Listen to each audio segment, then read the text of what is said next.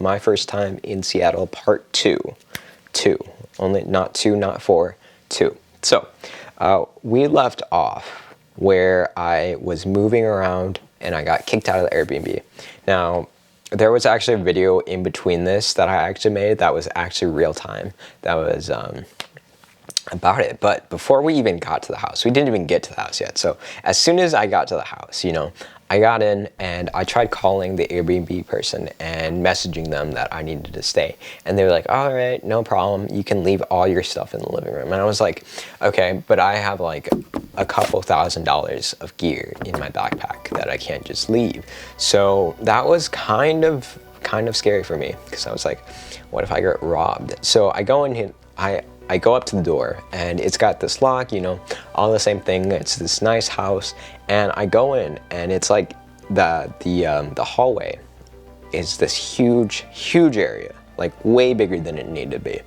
And dude, it just gave off weird professional vibes, like professional drug dealer vibes. And I got into the kitchen, and the kitchen, next to the kitchen was actually where I was gonna set my stuff. And I got in there and there were like 3 other people just like around the kitchen. This kitchen is like wide open. Like there's, like, I don't know, I don't get why it was wide open. There was probably meant to be a dining table in there, but there was no dining table. So it was just like this bare square where it's like, yeah, it was very confusing.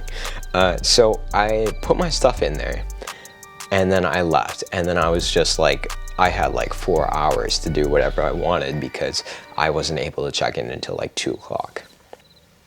So I kind of lurked around, and there's another video of me actually in that time space. I believe I actually took a nap in that park because I was so exhausted. But then I came back and it was actually a sunny day, which was really fortunate that it was a sunnier day than usual. I got back into the Airbnb and I went to my room because I hadn't seen my room yet, and like 75% of the room was a bed. They also had a bunch of rules up. Most Airbnb places have a lot of rules that I've noticed that are a lot different than hotels.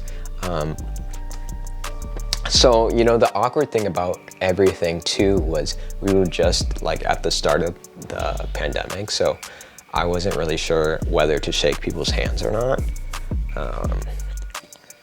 Or even if people wanted me to stay like 6 feet away from them.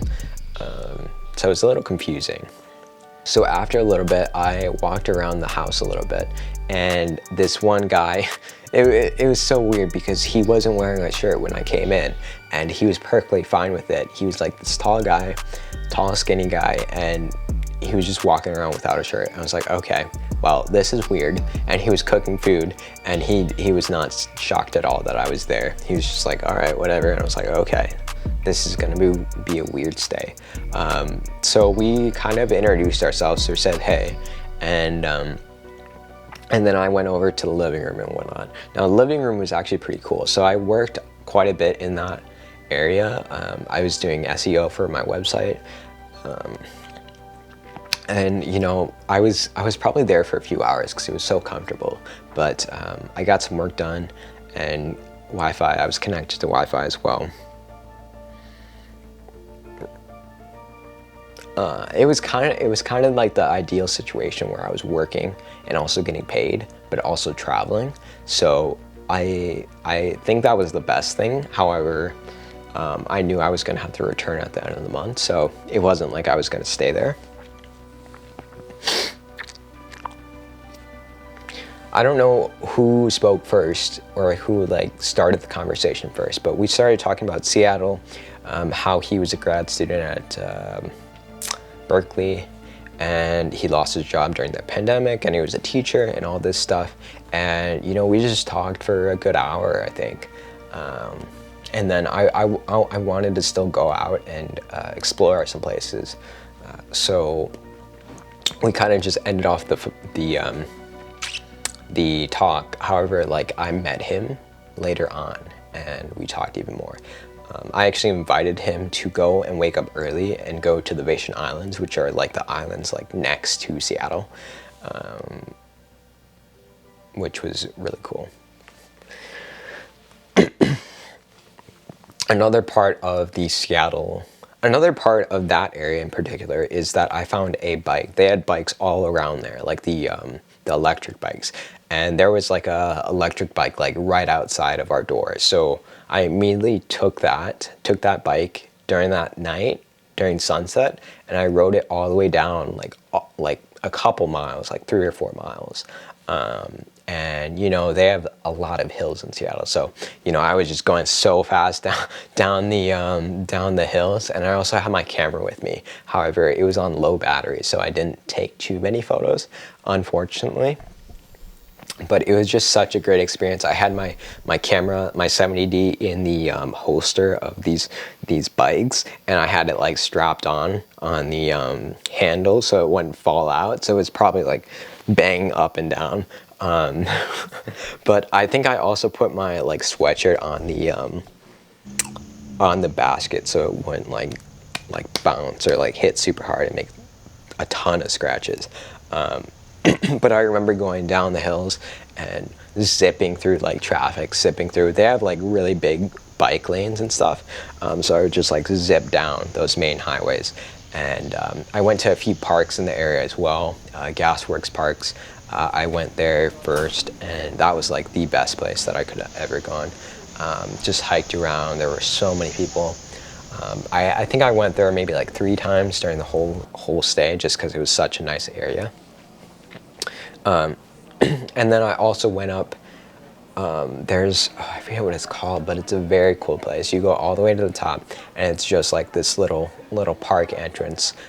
There were dogs there, and it was just a lookout of the entire city. It was very nice, very, very nice. I saw sunset up there. And just a very nice neighborhood. However, like incline was super, super high, so biking up there was definitely difficult, especially because I had probably a backpack on and my camera as well.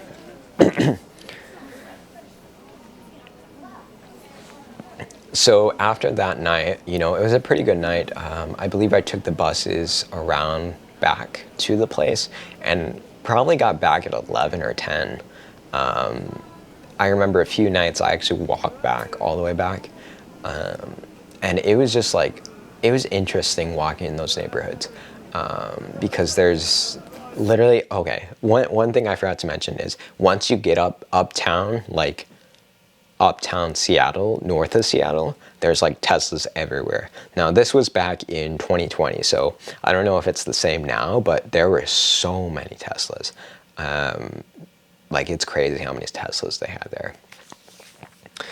So once I got back, I believe I talked with the guy, the Airbnb guy. I forget what his name is. I really wish I remembered what his name was. But we talked a little bit more, and I was asking him if he ever traveled, and he said, yeah, he went to Houston, he went to New York City. He spent some time in New Orleans, and he was like, and I asked him where I should go next, or where I should go, and he said New Orleans is a great place, low housing. You can probably stay there for a while, because he knew my situation a little bit. I told him a little bit about my situation. And so he gave me a few tips, and he was very critical about New York. He was like, oh yeah, it's just a concrete jungle, you can't do anything there. It's a lot. And he once lived there, he had like a 1-bedroom apartment, or he shared roommates, and it was just like so hard living there. So I invited him in the morning to take a trip to the Bajan Islands, which is like maybe like 45-minute bus ride away from where we were, and then, or maybe an hour away bus ride from where we were, and then it was another like 30 to an hour ferry drive from Seattle to the Bajan Islands. So I asked him in the morning, and he wanted me to check in to make sure that he would still be available. So the next morning I got up and I asked him, I went up straight to his room. So he was upstairs. There were 2 levels. And the other concerning thing is my bed was right next to the window. So I heard all the traffic pretty much. But I asked him, and unfortunately they were all packing to go leave. He was with somebody else, and they were packing to leave. I don't know where they were planning to leave. I think they were going somewhere, relocating somewhere in Seattle. They had already been at this Airbnb for a month.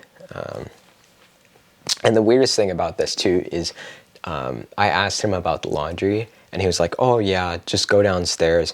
And then you open the door for the downstairs, and it's just like this really like steep stairwell, and it's like completely black. Like you can't see anything, and it's just like there was somebody actually living down there. There was another Airbnb person living down there, and he would just like come up randomly in the middle of the day, just like walk up and then go back down, and then you wouldn't hear anything from him. So the next thing I know later that day is I ended up at the docks by on the coast, and I was ready to, I think it was late at night or later in the evening, because I wanted to try and get sunset. It was also a very cloudy day, so I had to wait like 5-10 minutes for this ferry to show up.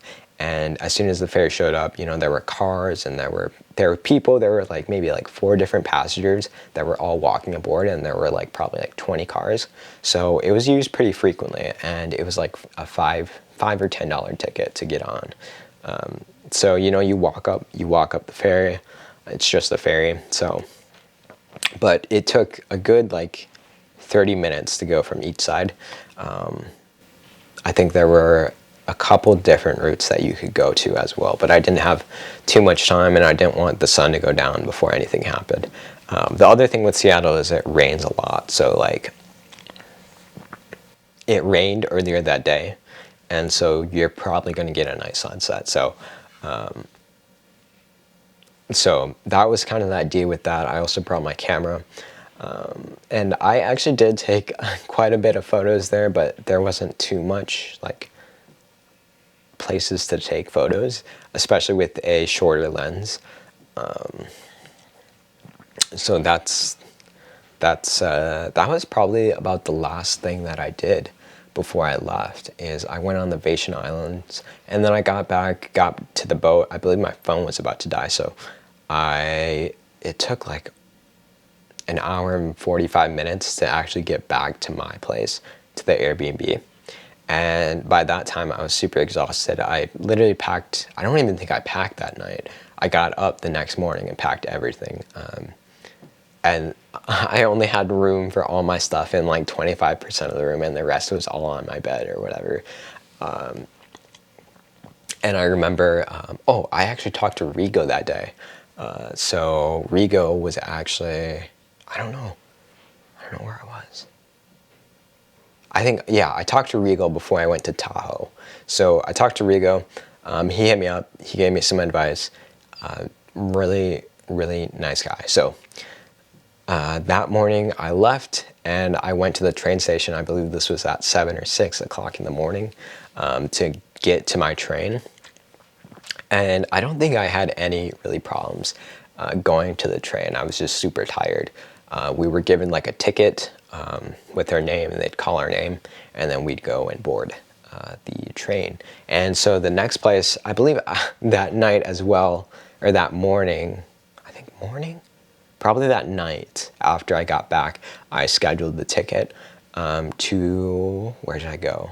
I went to California. What's the place called?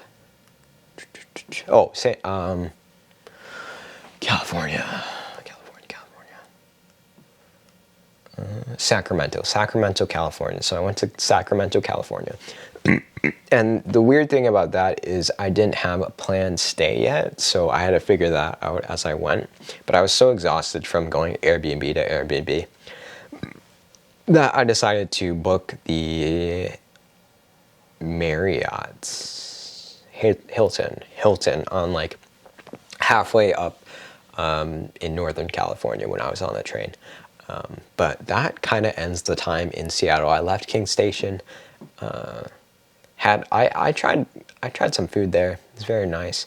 Of course, I went to Pike's Place. I had that in between me exploring and whatnot. But that was kind of the experience of being in Seattle. So that was my first time in Seattle. Never been there before. Highly would recommend it. There's a lot of culture there. A lot of Teslas, a lot of trees. There's pigeons too, you know. So hopefully you guys enjoyed. If you guys want to hear about California, that's a little bit less of a story. There wasn't too much there, but it was 4th of July, so that was pretty fun. Yeah. So hopefully you guys enjoyed. I will see you guys in the next video.